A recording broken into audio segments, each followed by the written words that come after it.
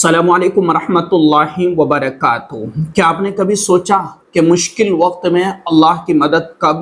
اور کیسے آتی ہے؟ مشکل وقت میں اللہ تبارک و تعالی ایک انسان پر وہ 10 نشانیاں ظاہر کرتا ہے کہ جن نشانیوں کو دیکھ کر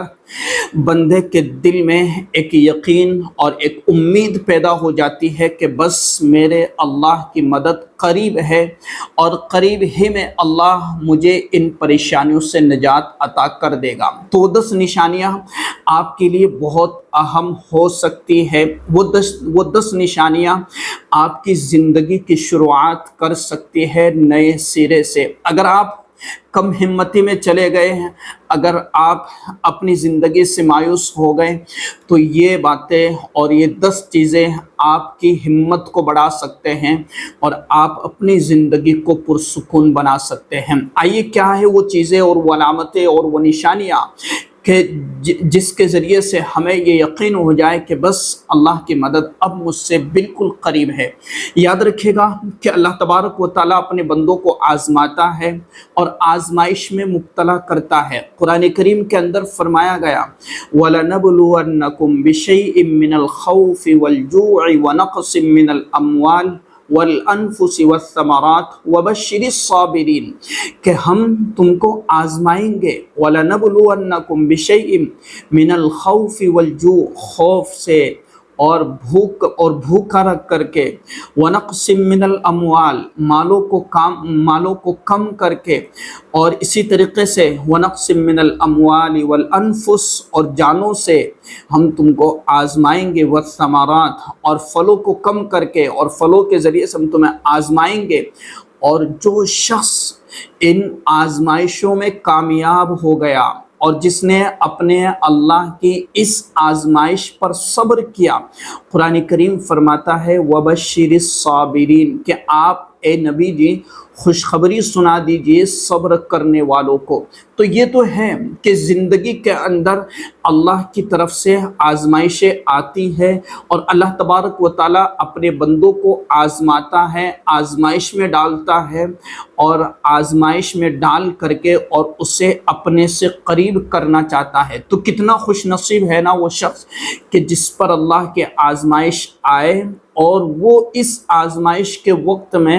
اللہ کی اس آزمائش پر صبر کرے، نہ کہ شکوہ اور شکایت۔ اس آزمائش میں اللہ کی عبادت پر جمع رہے اور اللہ کی عبادت کرتا رہے تو یقیناً اس کے لیے اجر ہے، انعام ہے اور اللہ کا وعدہ ہے۔ دوسری چیز کہ اللہ تبارک و تعالیٰ کے غیبی نظام پر ہمیں یقین ہونا چاہیے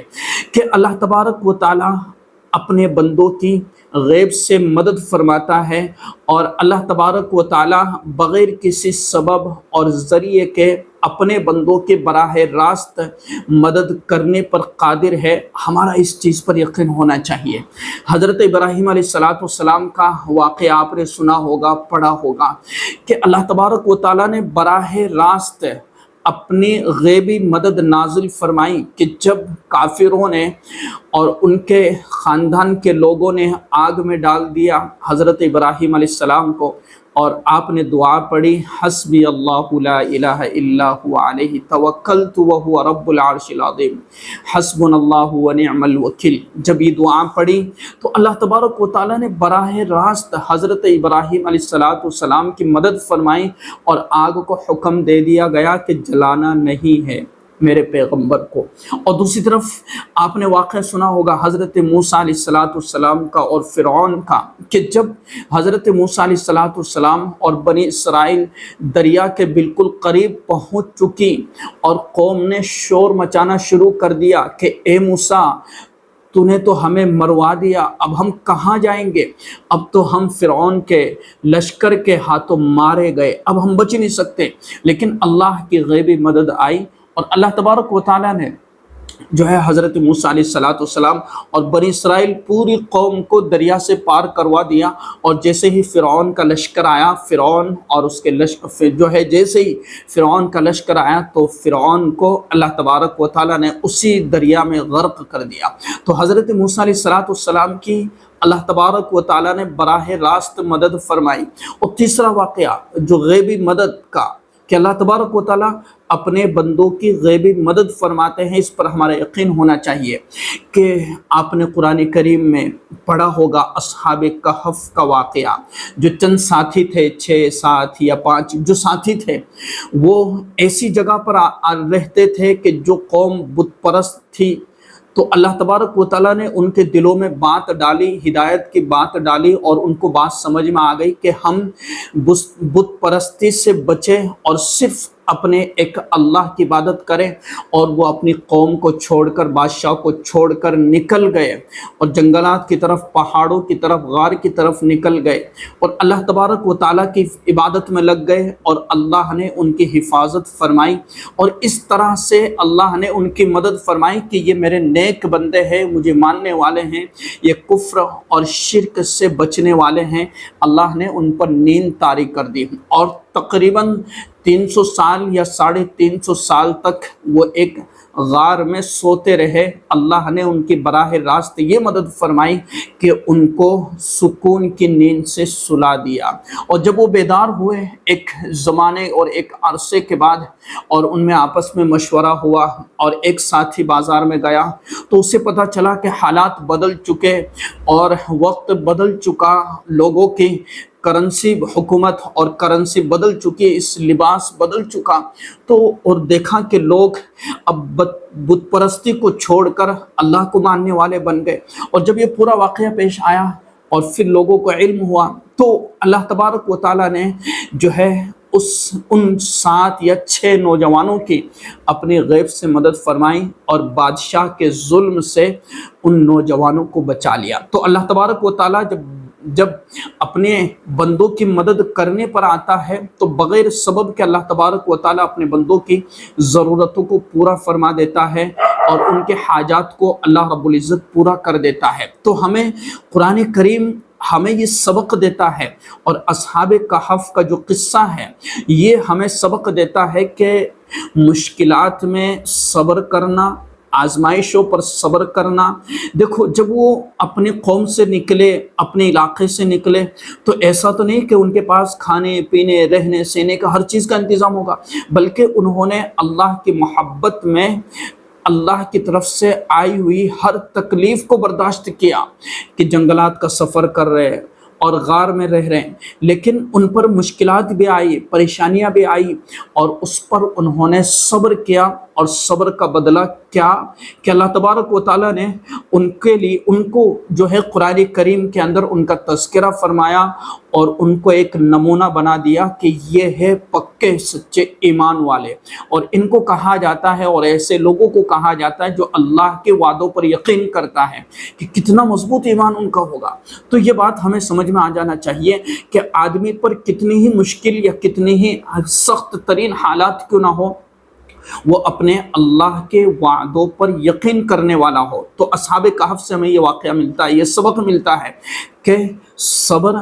اور پھر تیسری، اور پھر اس کے بعد میں آزمائشوں کو پر صبر اور استقامت، کہ اپنے ایمان کو پر ہمیں استقامت کے ساتھ جمے رہنا ہے۔ تو ہمیں اللہ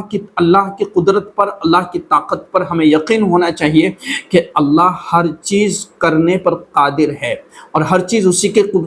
کے قبضے قدرت میں ہے۔ اور اسی طریقے سے کہ جب بندے پر مشکلات یا حالات آتے ہیں، اور اس وقت میں اللہ تبارک و تعالیٰ کی طرف سے انسان پر جو علامتیں، جو نشانیاں ظاہر ہوتی ہیں کہ اب اللہ ضرور مدد فرمائے گا، وہ کیا ہے؟ دل کا سکون حاصل ہو جانا۔ یعنی حالات تو بنے ہوئے ہیں، بڑے سخت ترین حالات ہیں، کیا ہے؟ قرض ہے، بیماری ہے، مشکلات ہے، معاملات ہے، لوگوں کی طرف سے باتیں بنی ہوئی ہے، کئی طرح کی چیزیں بنی ہوئی ہے، لیکن ان حالات میں بھی اس کے دل کو سکون ہے، کیونکہ وہ قرآن کریم پڑھ رہا ہے، ذکر کر رہا ہے، عبادت میں لگا ہوا ہے۔ تو قرآن کریم کے اندر کہا گیا الا بذکر اللہ تطمئن القلوب، سنو اللہ کے ذکر سے دلوں کو اطمینان ملتا ہے۔ تو اللہ تبارک و تعالیٰ کی طرف سے دلوں کا سکون حاصل ہو جانا اور دلوں کو سکون مل جانا، یہ اس بات کی علامت اور نشانی ہے کہ اللہ کی مدد اب بالکل قریب ہے۔ قرآن کریم کے اندر کہا گیا کہ میرے بندے تم سے پوچھیں کہ اللہ کہاں ہے، تو کہہ دو کہ میرا اللہ جو ہے، اللہ تمہاری شہ رگ سے بھی زیادہ قریب ہے، تو اللہ تبارک و تعالیٰ تو ہم سے بہت زیادہ قریب ہے۔ تو ہمیں دعا مانگتے وقت ہمیں یہ یقین ہو کہ بس میرے اللہ نے میری دعائیں قبول کر لی ہیں، اور میرے اللہ نے میری دعائیں سن لی ہے، اور میرا اللہ میرے لیے جو فیصلہ کرے گا میرے لیے بہترین فیصلے فرمائے گا، اور میرے حالات کو بہترین کر دے گا۔ اگر یہ ہماری کیفیت بنی ہوئی ہے دل کی، اور ہماری یہ کیفیات ہے دل کی بنی ہوئی، تو یقیناً اللہ کی مدد ضرور آئے گی اس انسان پر جو کسی مشکل وقت سے گزر رہا ہے۔ قرآن کریم کے اندر کہا گیا ان مع العسر یسرا، کہ بے شک تنگی کے ساتھ آسانی ہے، اور اللہ تبارک و تعالیٰ نے خود فرمایا ہے کہ تنگی ہے اور تنگی کے ساتھ آسانی کا معاملہ ہے۔ اور اللہ تبارک و تعالیٰ کسی انسان کو اس کی جان سے زیادہ اس کو کسی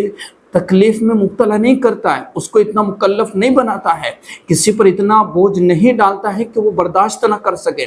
تو یقیناً ہمیں ان ساری چیزوں پر اعتماد اور یقین اور بھروسہ ہونا چاہیے۔ یقیناً اللہ تبارک و تعالیٰ کی مدد آتی ہے اس انسان پر کہ جو ان کیفیات کو اپنے اندر محسوس کرے۔ اللہ تبارک و تعالیٰ نے قرآن کریم کے اندر فرمایا ان تنصروا اللہ ینصرکم، کہ اگر تم اللہ کے دین کی مدد کرو گے اللہ تمہاری مدد کرے گا۔ اگر مشکل وقت میں بھی ہماری یہ کیفیت اور ہماری یہ عادت اور ہمارا یہ طریقہ ہے کہ ہم اللہ کے دین کی مدد کر رہے ہیں، چاہے جس اعتبار سے بھی ہو، جس اعتبار سے بھی ہم اللہ کے دین کی مدد کر رہے ہو، لوگوں کو مسائل سکھلانا، لوگوں کو صحیح بات سمجھانا، لوگوں کو ہدایت کی باتیں بتلانا، یا کسی کی مدد کر دینا، یا اپنے دین کی حفاظت کے لیے کوئی عمل کرنا، یہ سارے وہ اعمال کہ جو اللہ کی دین کی مدد میں شامل ہیں۔ تو فرمایا گیا کہ ان تنصروا اللہ ینصرکم، کہ اگر تم اللہ کے دین کی مدد کرو گے تو اللہ تمہاری مدد کرے گا۔ تو ہم اگر ہماری یہ کیفیت بنی ہوئی کہ ہم اللہ کی مدد میں لگے ہوئے، اللہ کے دین کی مدد میں لگے ہوئے، تو اللہ تبارک و تعالیٰ کی مدد بالکل قریب ہے۔ الا متی نصر اللہ الا ان نصر اللہ قریب، کہ بلا شبہ اللہ کی جو ہے مدد بالکل قریب ہے۔ بس ہمیں اللہ کی مدد پر یقین ہونا چاہیے، اور اللہ کے غیبی خزانوں پر ہمیں یقین ہونا چاہیے، اللہ کے غیبی مدد پر ہمیں یقین ہونا چاہیے کہ اللہ براہ راست سب کچھ کرنے پر قادر ہے۔ تو ان باتوں کو آپ ضرور اپنی زندگی کے اندر لانے کی کوشش کریں، اور اس ویڈیو کو ضرور شیئر کریں تاکہ لوگوں کو فائدہ ہو جائے۔ السلام علیکم ورحمۃ اللہ وبرکاتہ۔